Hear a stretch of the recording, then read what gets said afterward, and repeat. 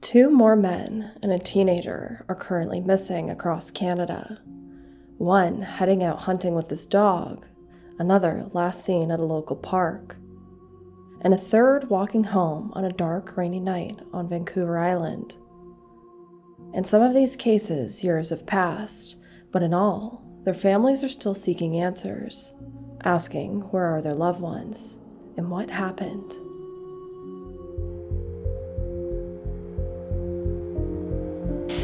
No answers. 9 years ago today. What happened to these two young children? Remains a mystery. Urgent story unfolding right now. Who is missing? An unsolved murder.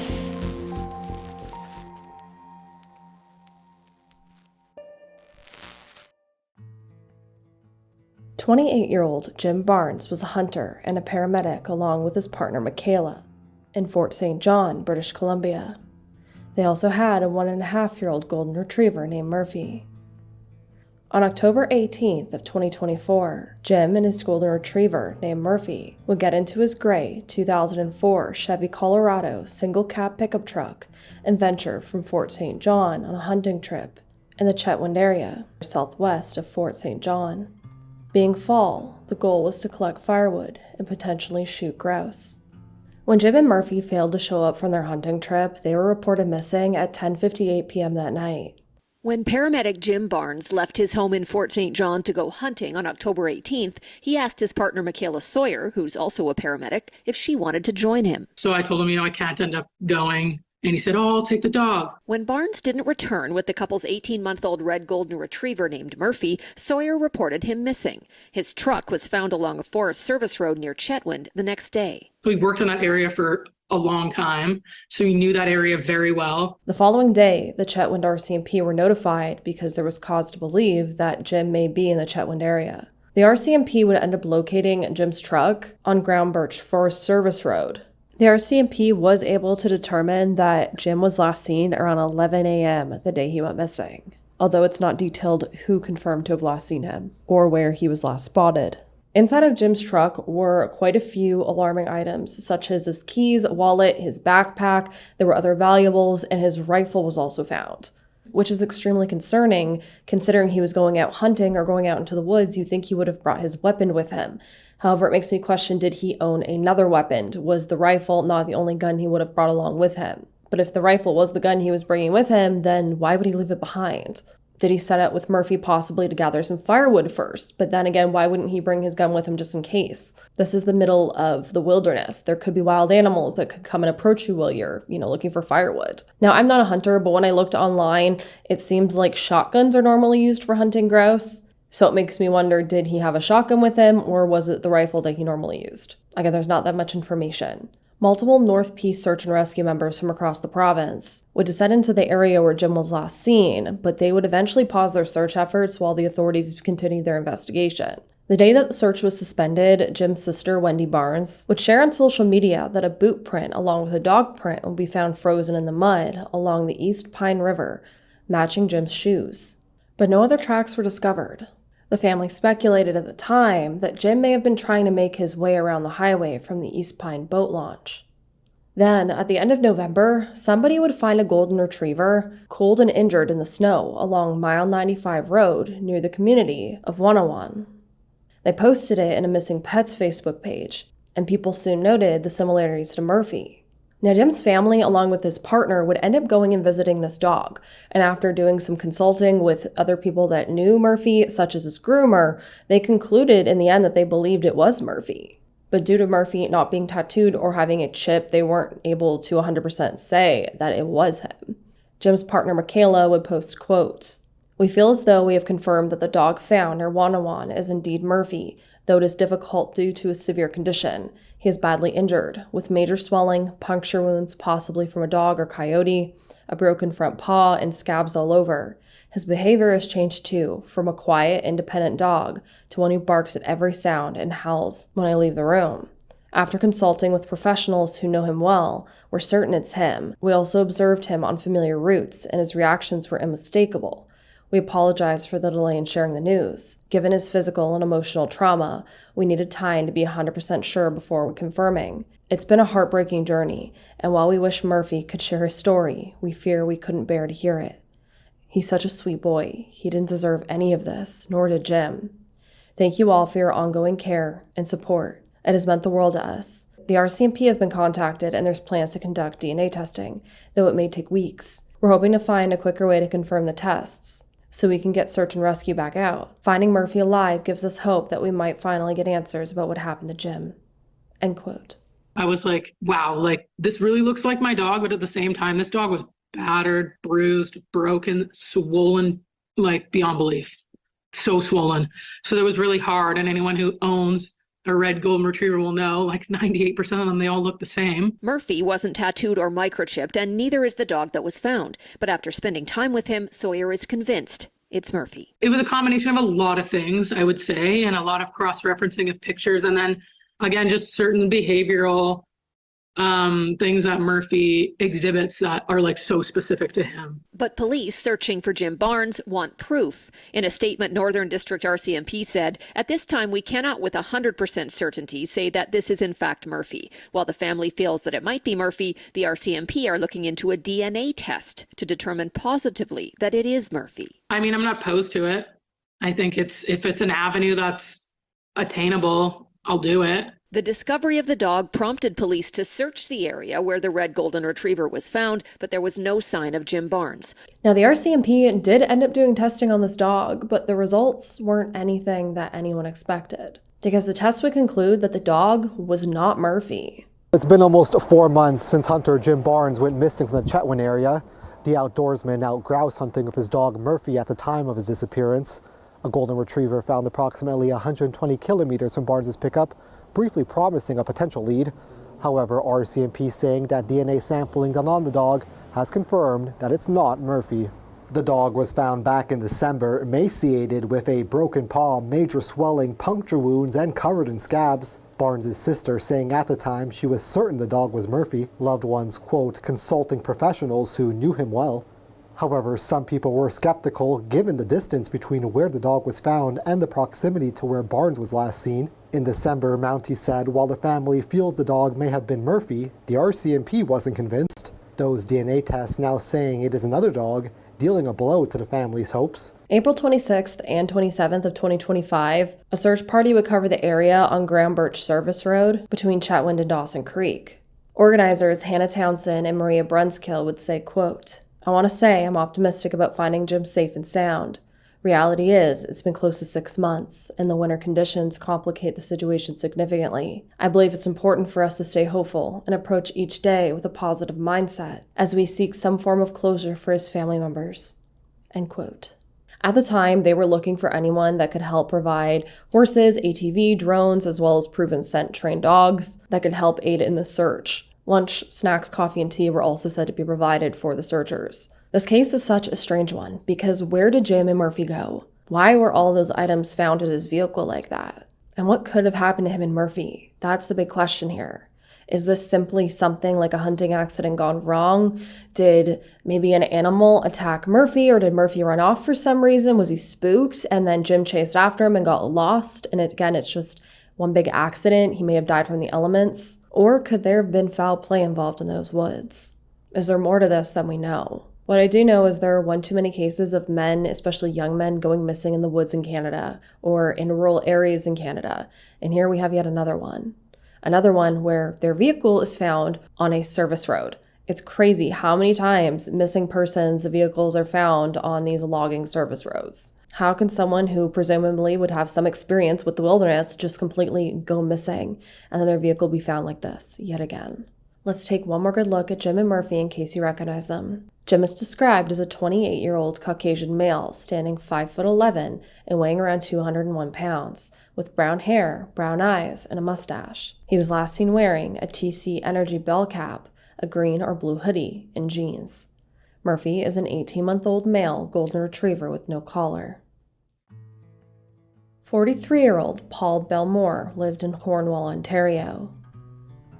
On July 29th of 2022, around 4:49 p.m., Paul was last seen along the Cornwall waterfront at Lamoro Park, which is located on the south side of town between Water Street West and the St. Lawrence River. Shortly after, his car would be found at 100 Water Street in the Cornwall Civic Complex parking lot. Police would search an area between the Rotary Eco Gardens and Rotary Lane and the power dam, but it asked the public to avoid the area. Now, as you can see, there is hardly any information in Paul's case, and authorities are now asking the public to help solve Paul's case, which says to me that they don't have that much information. OPP Detective Inspector Daniel Levert saying, quote, "The Ontario Provincial Police and Cornwall Police believe someone has information on what happened to Paul Bellemore," end quote. Paul's disappearance is still considered an active case, however, some members believe that he is no longer alive. The hope is that he is no longer suffering, but there will be no closure until he is brought home. His sister Chantal saying, quote, "We all miss him so much, and we need closure. Our family is lost without the answers. It's been heart-wrenching. We all believe it's most likely he's been killed. That's what anonymous sources have told us. We've heard a lot of horror stories. I just think the people saying that should give their names. That would help the family," end quote. When it comes to what happened to Paul, again, as I said, there's not much information out there. Could he have fallen into the river nearby? Or could he have possibly gotten into somebody's vehicle or been picked up by someone in the area of where his car was left? If so, that's a needle in a haystack. He could have been taken anywhere. In my opinion, if he was in that park still, he would have been found by now. It's not a very big park, and it's been 3 years since he disappeared. That's a lot of time for just pedestrians to be walking through that park and just enjoying the nature and most likely stumbling upon something if there was something there.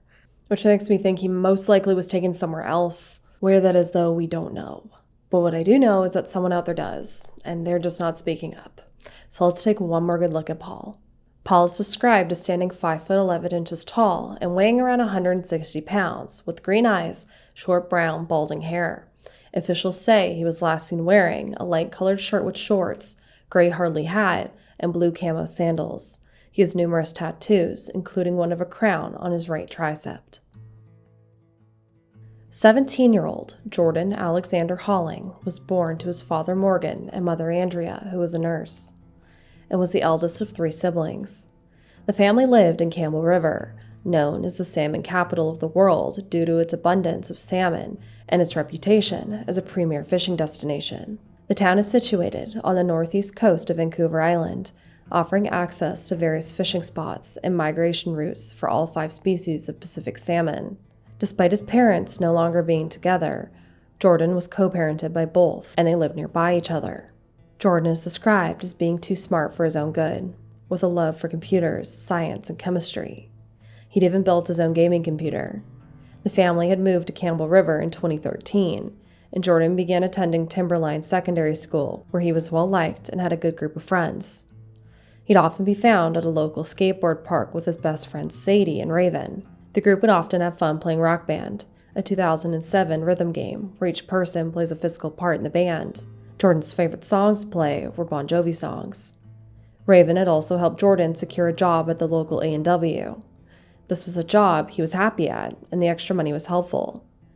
On Sunday, October 15th of 2017, Jordan worked late at A&W with Raven, which caused him to miss his father's birthday party. His father had dropped him off at work that day and then headed to his party. But when asked if he needed a ride home after work, Jordan said that he was going to stay with his friends. Raven got off work before Jordan that night and then went and met up with Sadie first. The two would then walk back to the A&W at the end of Jordan's shift, and then the 3 all walked back to Raven's home together, which was located on 16th Avenue in the Campbellton neighborhood. The plan for Jordan that night was to stay over with Raven and Sadie, and then in the morning he was going to go back to work. This was a plan he had told his parents about. After work, the group would go to a gas station nearby Raven's home. Sadie and Jordan waited outside while Raven went over to a liquor store and bought the group some alcohol. It turns out Raven was of legal drinking age, which would be 19, and the other 2 weren't, because again, Jordan was 17. The group then all returned to Raven's apartments. For the evening, the 3 group of friends would end up drinking while they played some video games and listened to music at Raven's home. It was also noted that Raven and Jordan smoked some weed, which really isn't out of the ordinary. I mean, marijuana is illegal in Canada. It's not illegal technically for people underage. I know there's a lot of controversy about marijuana, but there are lots of teens that like to experiment. They try weed. Adults smoke weed. Again, it's legal in Canada, so it's not really a big taboo thing here anymore. You can buy it at dispensaries just like a liquor store. After midnight, Raven and Sadie settled into the bedroom, and Jordan was planning on sleeping on the couch. But shortly after they all settled to bed, Sadie heard some movement and Jordan saying that he was going to head out. Now, allegedly, Jordan's mother had either told him or he had somehow heard that somebody was bothering his mother, possibly a boyfriend of hers, and knowing that information was concerning Jordan. So it wasn't really surprising to Sadie when he ended up wanting to leave to go and check on his mom. But interestingly, Jordan would end up taking Sadie's pack of cigarettes, but not a lighter, and he would also put on Sadie's shoes, which were a size too small. However, her shoes were said to be in better condition, and it was also a very cool, rainy night outside, so it probably would have been better to wear shoes that, wouldn't leak and get his feet wet. On top of that, considering it was such a cool, damp night, Jordan was not dressed for the elements. He was only wearing a sweater, jeans, and shoes that were too small for him. So just like that, sometime between 1 to 2 a.m., which was now October 16th, Jordan headed out to walk the short distance to his mother's home. He would last be captured around 2 a.m. on surveillance footage from a local business near the intersection of Highway 19 and 14th Avenue. He was captured wearing a long-sleeve gray sweater, black pants, and red and black shoes pictured here.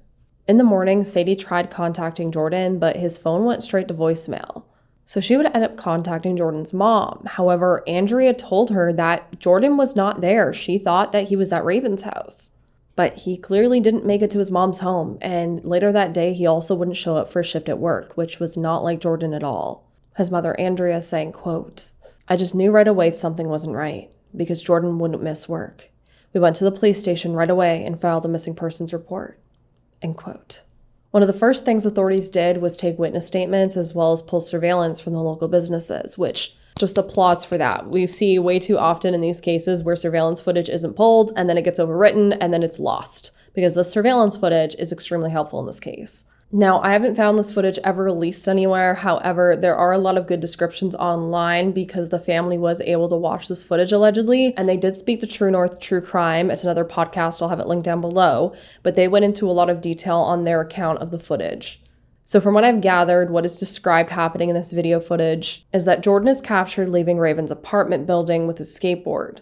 Other cameras captured him walking down the street from Raven's apartment. Now, as you can see, the portion of highway that passes through town isn't your typical fast highway, but it does split off with separate roads for south and northbound traffic. It starts as a normal highway and then slows down as people enter town, and then speeds up again as they leave. So again, we have a separate northbound and southbound lane, and in between are businesses. Footage would later show Jordan walking north on a southbound stretch of Highway 19 near 14th Avenue. At some point, a car drives past him, then does a U-turn before taking off. It's also described that the car turned around and stopped, but no one got in or out of the vehicle. Jordan also has his skateboard in earlier footage, but in later footage from Highway 19, Jordan is captured without his skateboard. That same skateboard would later be found during an initial search in the grassy median between Highway 19. As you can see, there is no sidewalk here in this area, but it's right before the north and southbound highways merge on the south side of town. So why would a skateboard be found there? My question is, I couldn't really find where Jordan's mother lived, so I'm not sure the exact path that he should have been taking to get to her home. So if you do know, let me know down below because I'm curious. Was he walking in the right direction to go to his mom? Was he walking in the wrong direction? Was he lost somehow? But then I don't know how he'd be lost. Even drunk, you'd think he'd probably know this town like the back of his hand. He lived there for quite a lot of time. This wasn't a very big town. I don't see someone getting particularly lost in a place like this. It's noted that the only time Jordan ever left his skateboard behind was while him and his friends were at the local skate park, which is near the Walmart, and a couple of drug addicts ended up chasing them from a nearby forest, which is known locally as the crack forest. And that's because that's where all the local drug addicts are known to hang out. But Jordan was normally known to not let that skateboard go out of his sight. He wouldn't have just left it there and walked off for no reason. Now, obviously, the car that was captured in that surveillance footage is very suspicious because it goes past, it does a U-turn, comes back, slows down. Now, from what I've seen, Sadie, along with Jordan's family, was shown the security footage with this car, and they were asked if anyone recognized that vehicle. However, no one did. Now, authorities were able to locate this vehicle and the passengers that had been inside of it. And when questioned about why they were driving that evening, why they had slowed down, stopped, they told authorities that Jordan looked like he either needed help or maybe a ride, so they had stopped to ask. But when they did, Jordan said he didn't need it.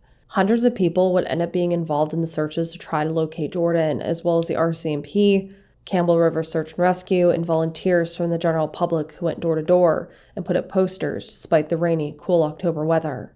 At one point, someone reportedly had tried to go to a local Staples to try to print more posters, but all of the printers were in use because they were already printing posters for Jordan.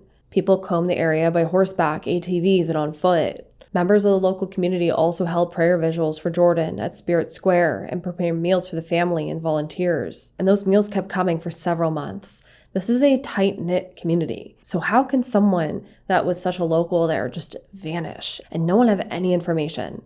One thing we do know is that Jordan would not have ran away. There were no signs or indications that he would have. He also didn't even have anything packed to run away. But as far as we know, all of his belongings were still at home. Jordan's cell phone records wouldn't really show anything, and due to Facebook's strict policies, which we've talked about here on this channel many times before, the strict policies that some social media companies have. The privacy restrictions with Facebook are really complicated. Basically, it says that they have to wait like an allotted amount of time, but that's time's not specified before authorities can gain access to the social media accounts. It's ridiculous. When there's clearly a case that someone is missing, especially if they're underage, I think authorities should be able to access that information. This isn't an adult that went missing. This is a minor. You'd think that Facebook would be able to give that information to authorities. Jordan's laptop was also taken to Vancouver to be analyzed. However, nothing was found on there of use either, which says to me that he most likely wasn't making any strange searches or speaking to anyone suspicious,